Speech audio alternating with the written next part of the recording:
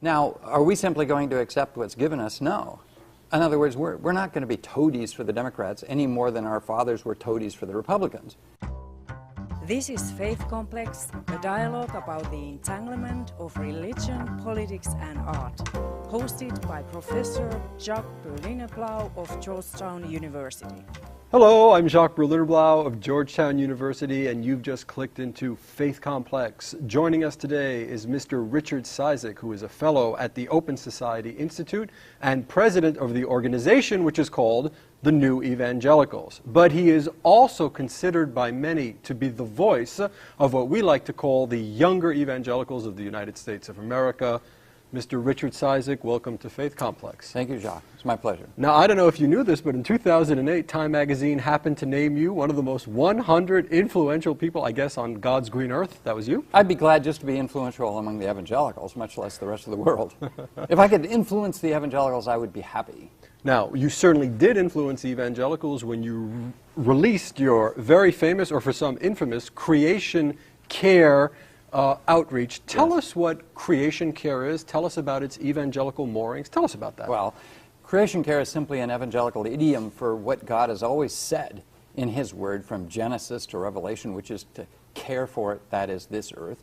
That is not just good, He said. God said it was good. It was very good, and we're supposed to protect it. Imagine that.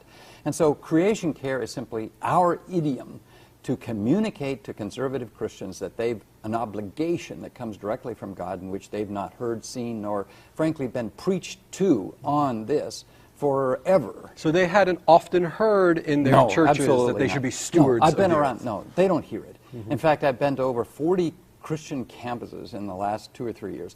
I always ask the students, have you ever had one sermon on this subject? Invariably, without question, there is hardly a hand.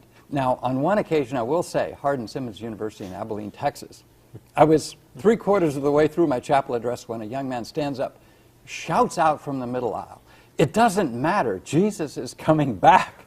That's the very opposite of the Creation Care paradigm. That's the paradigm that says it just doesn't matter, and it's all going to a hell. fatalist, right? Right. Now, what was astonishing was that Richard Cizik of the National Association of Evangelicals was coming out in favor of Creation Care.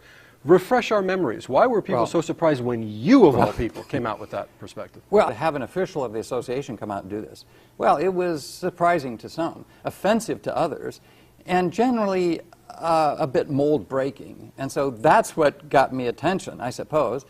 And it shouldn't have been so if we had been doing what was God's work all along. But because we hadn't been, and because I think the evangelicals, it's fair to say, had become captive of this unholy alliance in the Republican Party with big business, corporate interests, and the rest. Now, you look great, you're in great shape, but you're not a young man, and it seems that Well, thank you for the compliment. No, I was let go, I have to admit. You look marvelous. I was let go by the association for my candor, I suppose. You were let go for your candor, but what we're starting to notice is that you have a constituency, a following out there amongst younger evangelicals. Tell us a little bit about the relation between an older evangelical, you've warriored through the culture wars, you've been there, and there seem to be a lot of young folks in the movement that are listening to you. Well, they simply don't believe the old paradigm works, the binary thinking that says we're either one or the other. They don't like being constrained by a single political party, at the very least, and at the most, they're fed up. My colleague at the association, Dr. Leith Anderson, said, well, a conversation's going on, and I would challenge my friend, Dr. Leith Anderson, it's not just a conversation, there's a divide. There's a contest going on for the future of the movement. Now, if I were to cast you in an opera, if I were to make an operatic, an opera called Cizik, for example, I would cast you as the character who is at once both the cause and the effect of that divide. It's not just that I enjoy being divisive, as Dr. James Dobson has accused me. It's not that I enjoy that so much as I do understand this, Jacques, and it's this. People don't change their views unless they're challenged, unless there's a dissonance, a cognitive disequilibrium between their highest aspirations, which ought to be, for example, the gospel teaching on all of these issues, including care for the earth, and their status quo. Okay, let me ask you this. Is the Obama administration, let's just go to that for one second, a friend or a foe of the Creation Care initiatives? I think it's very much a friend, of course. Now, are we simply going to accept what's given us? No. In other words, we're not going to be toadies for the Democrats any more than our fathers were toadies for the Republicans. Because to do so would be to violate what we're saying is important, which is don't do that. Mm-hmm. Don't become captive to one political party or ideology. Challenge all the ideologies on issues from the environment to torture to war. Yes, even the Iraq War, which evangelicals, younger evangelicals, were willing to say, we don't buy this. And they were right. And so let's be clear. The gospel should challenge political parties, not the reverse. So going forward, do you see the Democratic Party as an increasingly hospitable home or base for American evangelicals? The story isn't yet told or written. We don't know that fully. But I think that the opening is now there with President Obama. You hear him articulating a party, a platform, an idea, ideas in the broadest sense of what the world is and how we play a part in it as Americans in ways that American evangelicals are, I think, increasingly open to. But that remains to be seen. The Republican Party is on the ropes. I mean, let's face it. It doesn't have the ideas. It's been the party of denial, denial, denial. If you say, for example, climate change isn't real, we're not doing it as humans, then you don't have to do anything about it. If you deny, you see that there are millions upon millions of Americans who don't have health care, then why do anything about it? Your service to God through Jesus Christ does not preclude you from changing your mind. And we've seen you change your mind in creation. Absolutely. Care. I say, if you haven't changed your mind about something, I say, pinch yourself. You may be dead. Well, here's something you changed your mind about. Let's talk about it. I think this got you into some hot water. Last December on NPR, you announced you had changed your mind on civil unions. Tell us about that.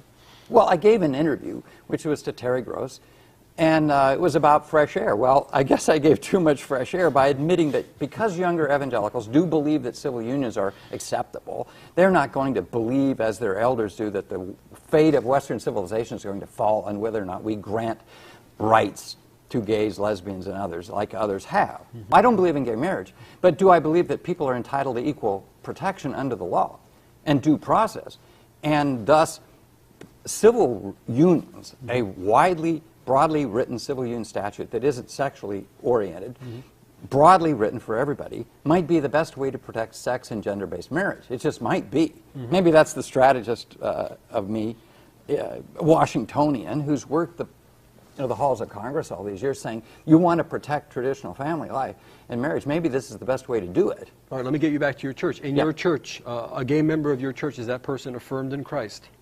Oh, I think they ought to be. In the sense that I don't think we should run anybody out of the church for their sins. Look, we all have sin. We've all fallen short of the glory of God. And is some sin worse than other sin? Well, evangelicals have acted as if some sins are worse than other sins. What is the greatest sin, then? What is the greatest sin? The greatest sin. Pride. Pride is the greatest sin. Yes. And why do you think it is that younger evangelicals just dig Richard Cizik? What is it about you? Not all of them do. I'm still controversial among some, but I do think I tap into what is a general evangelical expression, namely that you don't sit on your laurels, you don't simply hide your faith, you share your faith, you challenge the establishment. I was a college student, I did that.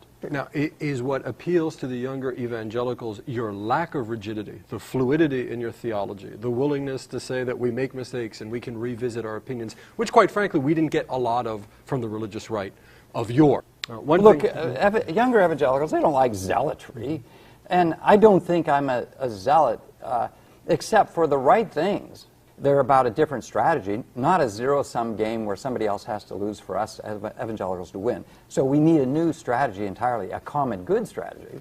Is Richard Cizik, with all his dissent and all his principled disagreement, an outlier, or is he indicative of a massive generational shift and massive ideological, doctrinal shift within evangelical America? So which is it? Oh, I'm clearly an outlier to those who won't change their minds. But to the rest of the evangelical world, I'm just the future. You're the future. I believe so. And I don't say that arrogantly as if I have all the answers. I'm simply saying the methodology change, the strategies, the tactics, the vision has shifted. And when that shifts, then everything will follow. Now, is there any credence to the following statement? If the evangelical American community is shifting, as you said they are, they might become more like mainline Protestants, or am I categorically wrong? No, they may be I think you're missing something here that's really important. There is still a difference that separates evangelicals from the mainline, and it's our attitude toward the Scriptures, I happen to believe. Because a lot of the mainline, not all, but many within the mainline still have I think, a less than full-orbed sense of what the authority of the Scriptures is and teach and are. And Richard, Cizik, it's me, the Jockster, a biblical scholar. Yes. What you're doing here is fascinating. You're arguing that the Scriptures can be reinterpreted, that we can change our reading of the Bible, that each generation reads it differently. Oh, absolutely. Sounds like a mainliner to me. No, that doesn't sound like an evangelical. I think that's simply understanding that there isn't simply a new inspiration going on here. We're not adding a new verse or book to the Bible, but what we are doing is adding a new mind that's been, you see, I think, changed by Christ. We are challenged by Jesus, you see, to change our minds. In other words, he says, be transformed. Be transformed. Transformation has always been at the heart of the mainline Protestants' hermeneutic for reading Scripture, that we can change our views on things. Times change, people change, governments change. Well, maybe and evangelicals, I see you moving in that then direction. maybe the division between evangelicals and the mainline isn't as great as it once was. I happen to believe that it shouldn't be. I happen to be a bridge builder, bridging outward, to bring mainline and evangelical together. And when that happens, as I know it will, then we won't have the divisions we've had in the past. And if that's true, then this is truly a reformational change in the church, the evangelical church in America. Richard Cizik, you are truly not only one of the 100 most influential people in the you're one of the 100 most interesting people in the United States. Thank you, Jacques. I wish you well, and I thank you so much for coming. I hope we can have you back as you progress in your thought and help us progress in our thought. Thank you. Thank you It's so my much. pleasure. It's a delight.